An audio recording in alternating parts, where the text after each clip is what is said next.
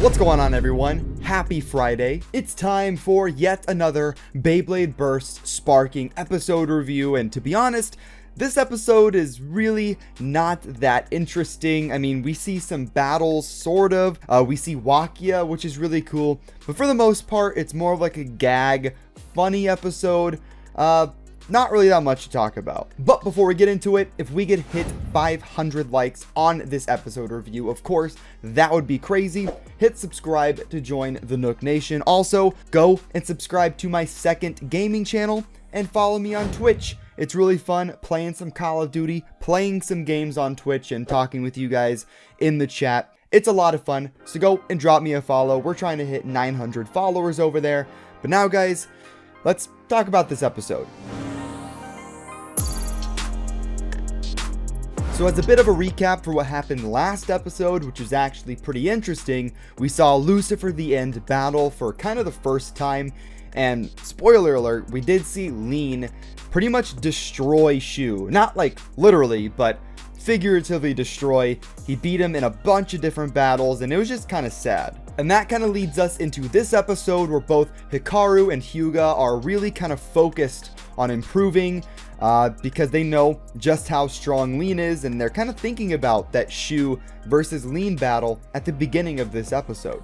So at the beginning of the episode, they are about to go into a battle, and they launch their bays, and then their bays just fly out, and it was just kind of an epic fail. Probably a mixture of just not being super focused and also not really having control of their new limit break bays yet. Their training session is then kind of interrupted because they're tuning in to a WBBA transmission where we see Wakiya. He's the commissioner, and he kind of has some interesting information to reveal, and that's pretty much another Legend Festival. Yeah, I don't really know how I feel about this. It kind of just seems like a copy of the Legend Festival we already had, except the legendary bladers are probably going to look even worse, like Free and Louie. They're probably going to lose even easier now, and we're just going to see limit break bays. I don't know. It's kind of a copy of what we already saw. Hopefully they do something different though. We then move on to the restaurant slash house that Hikaru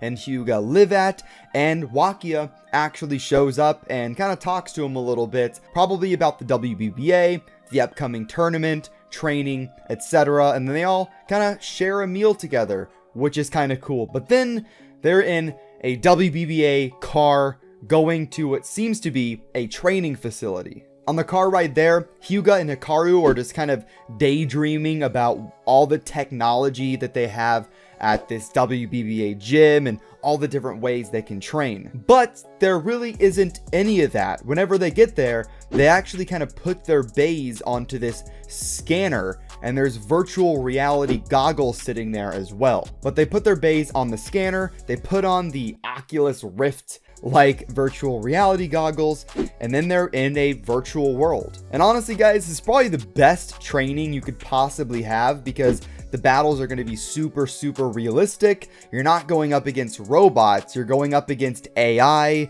and you can battle really anybody you want. Hikaru and Hyuga, they picked to battle Lean and Vault. It's funny, they could have really picked anybody, but they chose probably the two strongest bladers in the entire world. And then Wakiya actually picks the stadium where they're going to battle at. And what's kind of interesting is he actually picks the Baygoma Bay Club from all the way back in the original season of Burst, and kind of brings back memories of seeing, you know, Wakiya, Shu, Vault, Kin. Oh man, good times.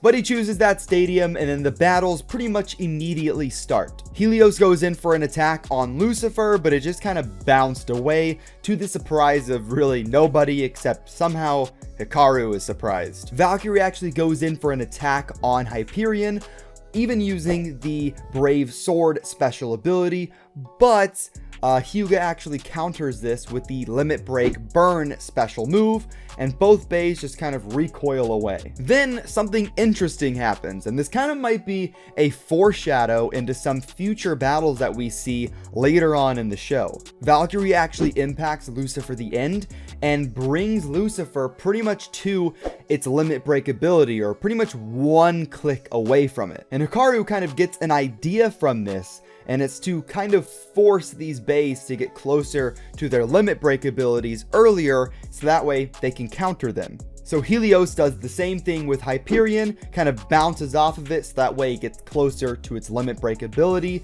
and then Lucifer and Helios collide. Both the Virtual Lean and Hikaru activate their limit break abilities at the same time, and they pretty much counteract each other, which is something that Spriggan could not do. If you don't remember, Lucifer the End's limit break ability was that part of the layer would kind of pop downwards, sending whatever bay it's attacking kind of into the stadium, possibly to burst it or just to deal pretty major damage. But Helios's spinning layer gimmick kind of just causes it to bounce away. So now that Valkyrie and Lucifer are weakened, the two brothers actually combine forces to deliver a twin strike. Now this is a move that they used before with their older bays, and we're about to see it again.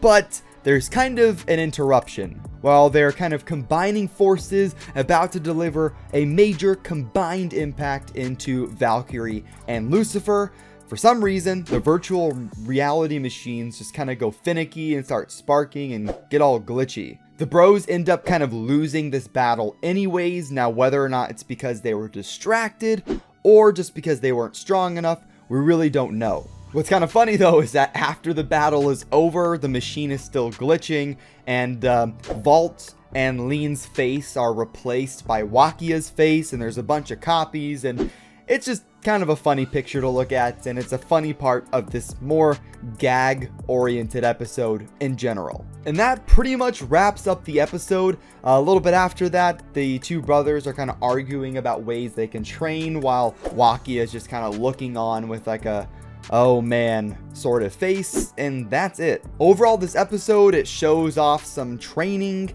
Mainly the coolest part of the episode is that we see Wakiya again, which is really cool, and it seems like in the next episode is when we're gonna kind of get into this next tournament arc again. Whether it starts next episode, I don't really know, but what we do know based on the preview is that we see Free, Louis, Drum, Vault, pretty much a lot of the legendary bladers again, so maybe this is when the battles will start.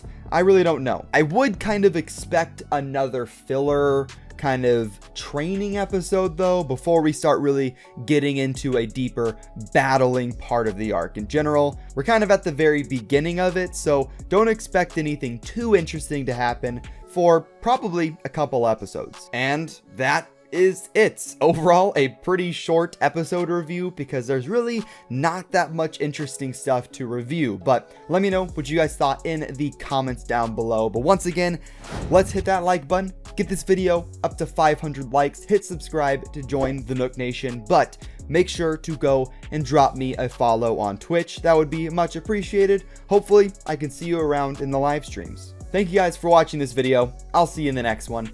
Have fun and bay away.